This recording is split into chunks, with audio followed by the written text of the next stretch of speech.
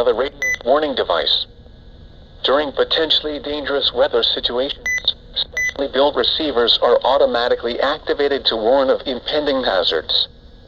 When there is a threat of, or existing severe weather, the test is postponed until the first available good weather day.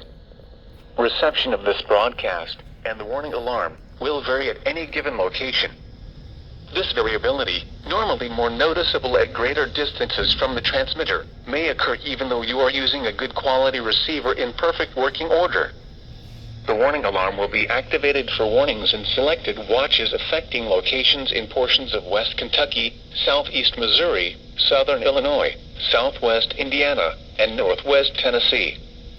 This concludes this test of NOAA Weather Radio's warning device. We now return to our regular programming.